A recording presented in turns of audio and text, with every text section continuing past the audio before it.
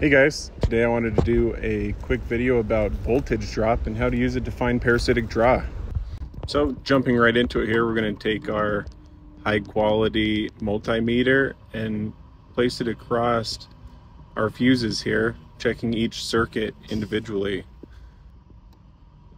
You'll notice that after I make good contact, I would be expecting to see a 0.0001 or basically 0 on our meter. That indicates that there is no amperage flowing through here. Although if I measured on either side to ground, I would probably get the full battery voltage. Now as I continue to check each circuit, you'll see that every single circuit will give me 0.0001, which is good. It's what I'm looking for, as that indicates that there is not a parasitic draw in that circuit. It should be noted that you should only be performing this test after you've already verified that you have got a voltage draw. That would be indicated by something like a fresh battery going dead after 1 or 2 nights of sitting, or even a week of sitting. Now let's introduce a parasitic draw. I'm going to install this light bulb. This was actually failing. That's what gave me the idea for this video. We're going to go ahead and test that circuit and see what we get. You can see instead of our 0.0001, we get a 0.005. Now it doesn't seem like that big of a difference, but over the course of a few days or a few weeks, that's a difference between being able to start this again or not. And it indicates that there's current flowing through this circuit. But why is that? Understanding the theory of voltage drop will make you a better mechanic and help you do a better diagnosis. So let's get into it. Here is our simple circuit. You can see on the top left I have a fuse. In the center, our load, which in this case is a light bulb. And on the right, our switch. All three are strung to our battery, which is testing at 12.6 volts. Doing our circuit to ground voltage testing, you can see that on both sides of the fuse, I get a reading of 12.6 volts, which is equal to battery voltage. On both sides of the load, I get the same reading of 12.6 volts. And then at the switch, I get 12.6 volts before the switch and 0 volts after the switch. This is because there's not any work actually being done. There's no current flow. And all we are reading is the potential, which stays the same all the way up until the break in the circuit at the switch.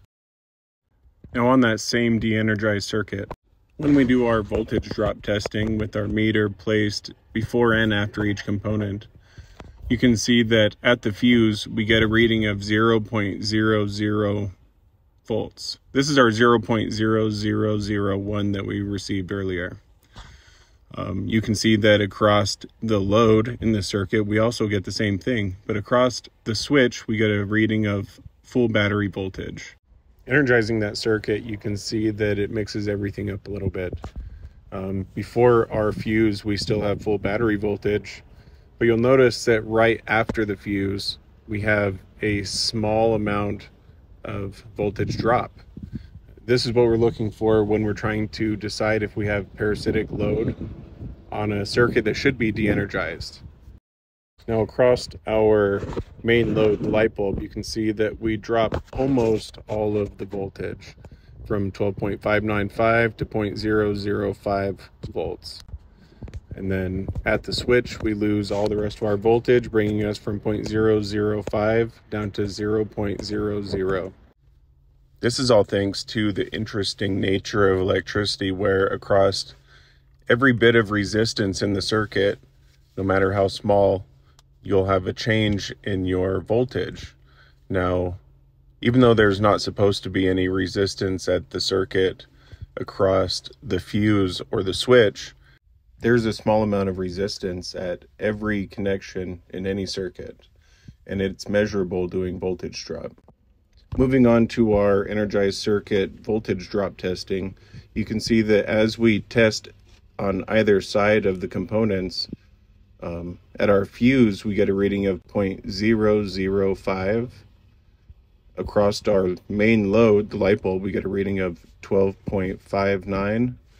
And across the switch, we get a reading of 0.005. You can see these are a lot easier to interpret than our voltage to ground readings. And this is what we will use to determine if there is amperage flowing through the circuit. And that's pretty much it for voltage drop.